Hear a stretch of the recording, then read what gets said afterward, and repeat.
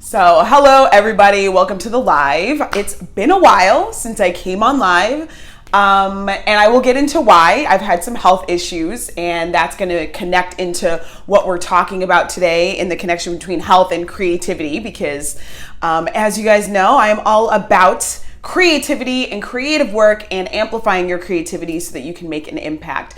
And today we're going to talk about the connection between health and creativity, like your creative energy, your ability to do your creative work and to have a productive and efficient creative output, how that connects to your health. So before we dive in, let me introduce myself. For anyone who doesn't know me, my name is Kristen Iris Johnson. I am a film producer, a writer, a consultant, and a pleasure activist. And what I do, aside from making movies and writing movies, is I help Black creatives in particular learn how to use pleasure as a way of amplifying their voices, boosting their creativity, and making a bigger impact with their work. So let's dive into today and the connection between health and creativity. And why I'm bringing this up is because I was having a good trend of going live, 2 to 3 times a week. And then I got slammed with a major health issue.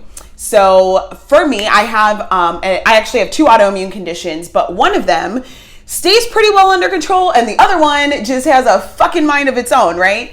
So I have a digestive condition or autoimmune condition that affects my digestion, and sometimes when I flare up, it can get really bad. I can end up in the hospital, which is actually what happened this time, and also what happened back in June. So when that happens, for me, my health tanks, I am dehydrated, I'm extremely tired, my heart rate is going really fast because I'm dehydrated. I'm not taking in nutrients. So one of the things that happens with that for me, as someone who lives with this disability, is my body starts to eat its own muscle because it needs nutrients and it's not getting it from food. So then I'm losing muscle mass, and it's a really bad spiral, right? Now, I have a vigorous job as a film producer. It's go all the time. There's multiple projects that we're doing. There's multiple projects that we're developing. There's projects that are in pre-production, projects in post-production. There is a lot for me to do even when I'm working from home. So that challenge with my health can really throw a wrench in plans, right? It can really throw a wrench in what I'm doing, because there are sometimes literally all I can do is curl up in a ball and lay on my side and try not to throw up. So it can be hard, and I want to say this to anybody else who lives with disabilities, who may have a rigorous schedule or a rigorous work or life. You guys know it can be hard to take that step back and take care of your health, right? But it's really, really important that you do. So I'm lucky that I work with the company that I work with, Megamind Media, that I have the boss that I have, Tressa Smallwood, because she understands that health is wealth. And health is not only wealth in your life, but health is creative wealth as well. So when my condition flares up and I'm in that awful state, it is really hard to work on producing. It is really hard to work on writing. It is really hard to just function. And those of us who are creatives, or those of us who are, busy doing a lot of things, it's we try and push and push and push. And what that actually ends up doing is it ends up holding us back. It holds you back from healing. It holds you back from recovering. And it can be a very, very frustrating process. I know, because I've done it multiple times just this past summer. All right. I'm still coming out of it, trying to get in remission. So when you are not, even if you don't have a disability like I do, I am a person who lives with disabilities. This is a condition that I have to manage all the time. Even when it is in remission, I'm still having to manage it all the time. It can flare up at any moment, right? Now, even if you don't live with disabilities, let's say you get the flu, let's say you get COVID, let's say something, right? You still have to take care of yourself if you want to be able to show up in the world and to show up in your creative work. Because if you are taking care of yourself, then you are putting yourself in a better position, literally, for your brain to function, in a better psychological place, a mental psychological place, a better emotional place, and literally your physical body will actually be able to sustain you and sustain the processes that go on for you to live and even think and do your work. Doesn't matter what your creative work is. Now, I tend to speak more towards filmmakers and writers, but your creative work can be anything, right? So now I want to make sure that I'm when I talk about like your health, I want to make sure that I take this out of like an ableist framework. Everybody's particular health is particular to them. What is optimal health for you, or what you can achieve in optimal health, is going to look different for someone else. I am never going to not have this condition. I am always going to have this. I'm always going to have to manage this condition, which means that I can only reach a certain level of health. But for me, I can work towards what is optimal health for me.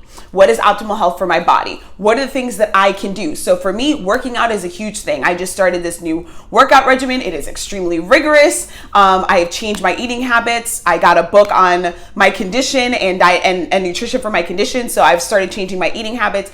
Those things are part of my health. And getting my body and my mind to optimal health and optimal functionality for my body, right? Not for someone else's, but for my body. Other things that are part of that: meditation. This is for me. Meditation, yoga, energy work. I like to do some energy work. So those things are all part of that. That's part of, for me. Someone who is permanently in a wheelchair, they may not be working out the way that I am. It doesn't mean that they're not healthy. It means that they have to work towards what is optimal health for them, for their body, for their mind, for their emotional state.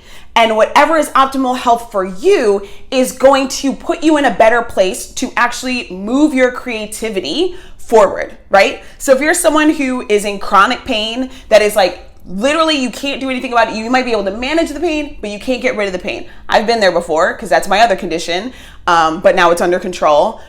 But if you're someone who has chronic pain, that might be something that you are constantly living in. But anything that you can do to maybe reduce that or bring it to whatever is an optimal state for you and what you are able to achieve for your body is going to help you be able to step into your creative work.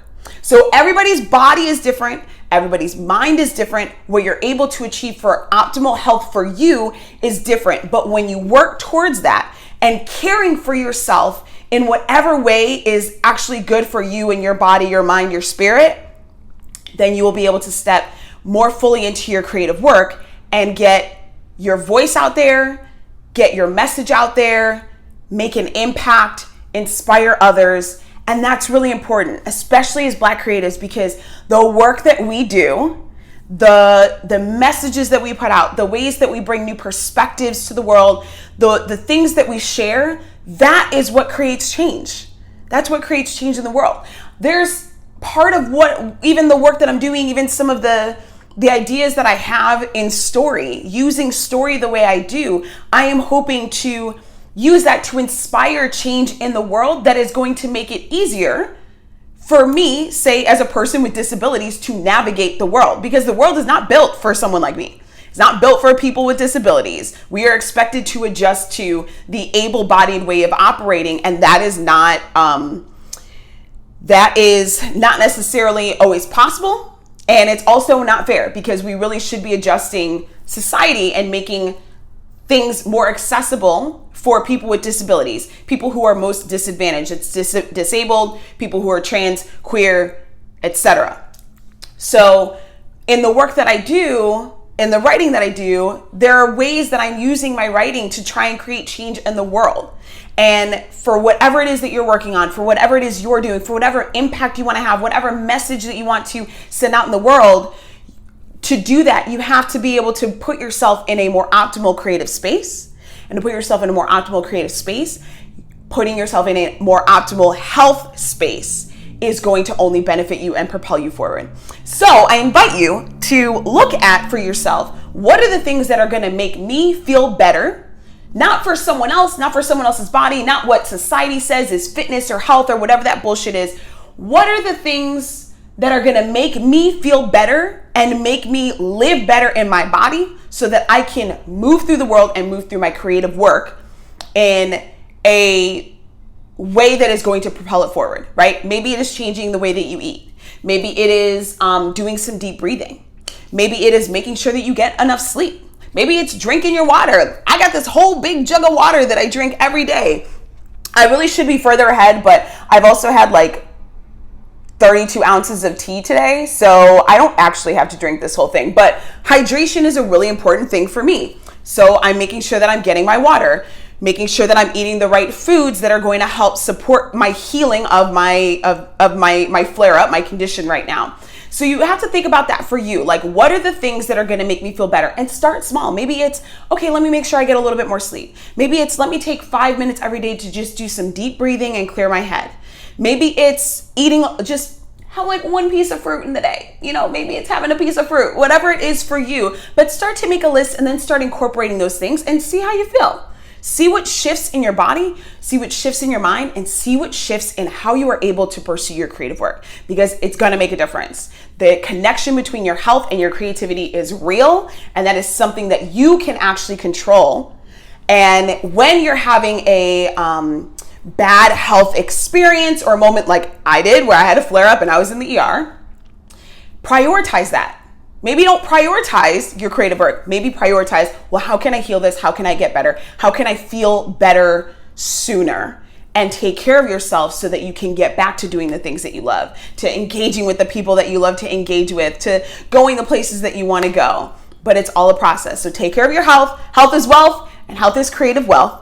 And to help you with that a little bit, I have a workbook. It's called Create Your Future Vision, and you can use this to create your whole future vision, but that also incorporates your health, right? So you can go and get it at kristeniris.com/vision, or you can click the link in my bio and you can get it. It's totally for free. It's for Black creatives, and it'll work you through all these steps for creating your future vision and learning how to bring that into your everyday now, so that you can start living that vision even now, even before it's actually fully formed.